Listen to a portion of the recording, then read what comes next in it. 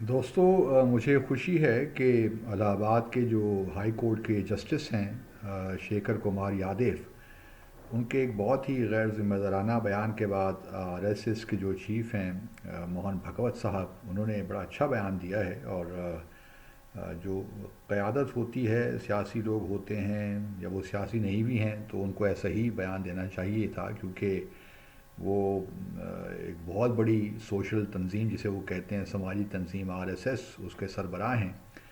اور گو کہ وہ ہندوتوا سے پوری طرح جڑے ہوئے ہیں، بٹ اسٹل اگر ان کو یہ خیال آیا ہے کہ جو اس وقت بھارت میں کنٹروورسی چل رہی ہے وہ بھارت کے اپنی ایگزسٹنس کے لیے بہت نقصان دہ ہو سکتی ہے، آنے والے دنوں میں اگر یوں ہی ہندوؤں اور مسلمانوں کے درمیان ٹینشن رہی تو بھارت کو بہت نقصان ہوگا۔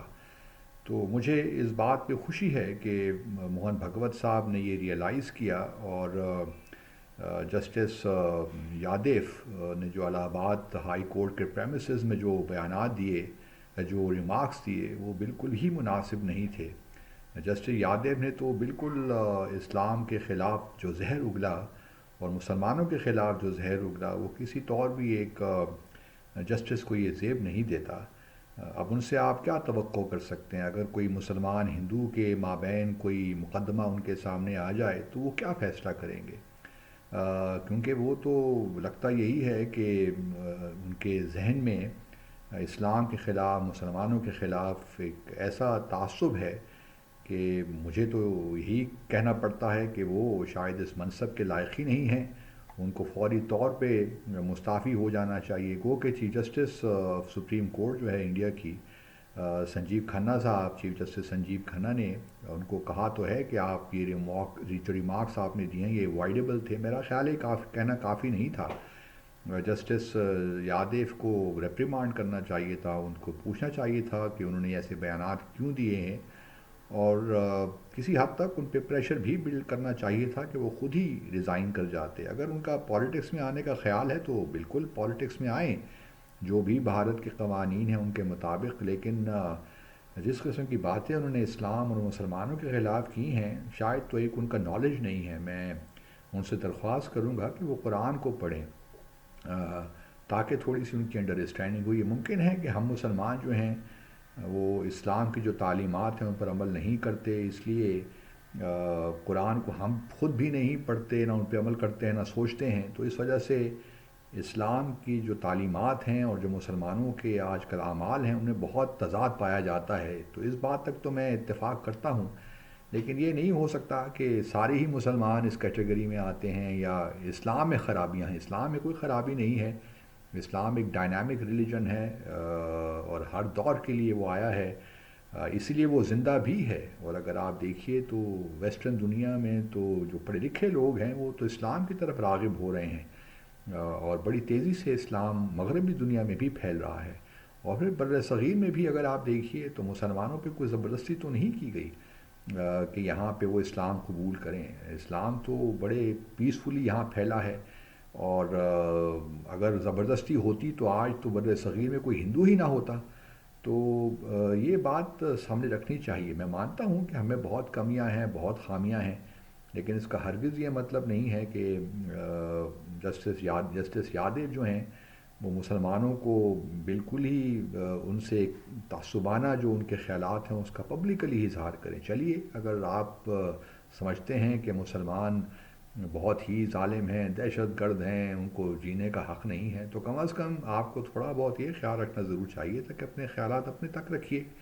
اس کو پبلک کرنے کی کیا ضرورت تھی؟ کیونکہ آپ ایک ایسے عہدے پہ فائز ہیں جو اس بات کا متقاضی ہے کہ آپ اپنی جو پبلک، جو آپ کے اپنے ذاتی خیالات ہیں ان کو اس طرح پبلک نہ کریں، ان کا اظہار لوگوں کے سامنے نہ کریں، کیونکہ اس سے آپ کے اپنے جو جو آپ کا عہدہ ہے اس پہ براہ راست اس پہ اثر ہوتا ہے۔ لوگ پھر آپ کے انصاف سے جو آپ ججمنٹ کریں گے وہ انصاف پہ مبنی نہیں ہوگا۔ تو یہ جسٹس یادے کو خیال رکھنا پڑے گا، اور میرا تو خیال یہی تھا کہ جسٹس کھنہ کو ان کو ریپریمانڈ کرنا چاہیے تھا، لیکن چلیں نہیں کیا۔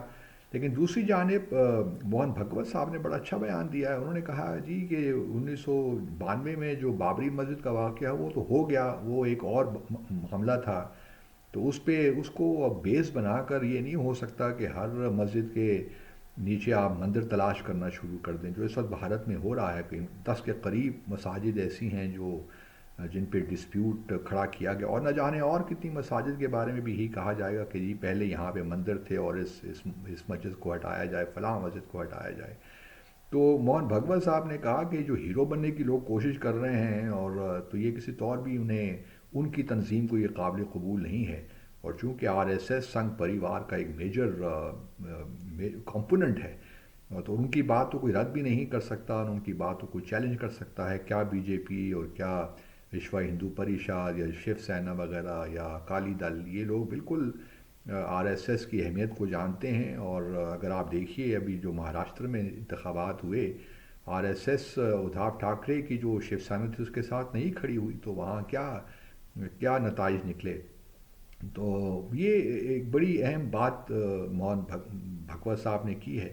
تو میں امید کرتا ہوں کہ ان کی بات جو ہے وہ لوگ سن رہے ہیں، اور عدالتیں خاص طور پہ سن رہی ہیں، کیونکہ اب عدالتوں کے سپریم کورٹ انڈیا کے سامنے ایک معاملہ آیا ہے جہاں پہ 1991 کا جو the places of worship act ہے اسی کو چیلنج کیا گیا ہے کہ یہ غیر آئینی ہے، انکانسٹیٹیوشنل ہے. اس قانون کو بالکل آپ اس کو کہہ دیجئے کہ یہ کنسسٹنٹ نہیں ہے آئین کے ساتھ، اور اس کو ریووک کر دیجئے. تو اب دیکھنا یہ ہے کہ اب پہلی میرے خیال میں ہیئرنگ فروری 18 یا 19 کو ہوگی اگلے سال. دیکھتے ہیں کہ چیف جسٹس یا سپریم کورٹ کیا فیصلہ کرتی ہے. لیکن موہن بھگوت صاحب کے بیان سے پہلے تو میں ان کو خراج تحسین پیش کرتا ہوں کہ ان کی جانب سے اس قسم کا بیان آنا جو کہ ہندوتوا کے کانسیپٹ کے ساتھ جڑی ہوئی ہے، میرے لیے ایک خوش آئند چیز تھی. گو کہ ہم آر ایس ایس کی فلاسفی جانتے ہیں، اس پہ میں اس وقت بحث نہیں کرتا، لیکن موہن بھگوت صاحب بھارت کے جو پولیٹیکل سوشل لینڈ اسکیپ ہے اس میں ایک اہم پوزیشن رکھتے ہیں، ایک اہم آدمی ہیں. تو ان کی بات کو نظر انداز بھی نہیں کیا جا سکتا. اور میں امید کرتا ہوں کہ یہ جو کچھ انہوں نے کہا ہے اس پہ لوگ سوچیں گے، اور یہ اب ڈسپیوٹ معاملات ختم ہوں گے، کیونکہ مسلمانوں کو ان کے خلاف نفرت پھیلا کر، کیونکہ دیکھیے 180-190 ملین کے قریب مسلمان بھارت میں بستے ہیں، تو یہ کوئی چھوٹی موٹی مائنورٹی نہیں ہے. تو اگر بھارت کو اپنا آگے بڑھنا ہے تو اس مائنورٹی کو ساتھ لے کر بڑھنا ہے. ان کو ایکسکلوڈ کر کے آپ نہیں آگے بڑھ سکتے، ان کو مین اسٹریم کرنا ہے، ان کے پرابلمس کو دیکھنا ہے اور افرمیٹیو ایکشن لینے ہیں. تب کہیں جا کر ہم امید کر سکتے ہیں کہ بھارت میں صحیح معنوں میں جمہوریت آئی ہے. Thank you very much.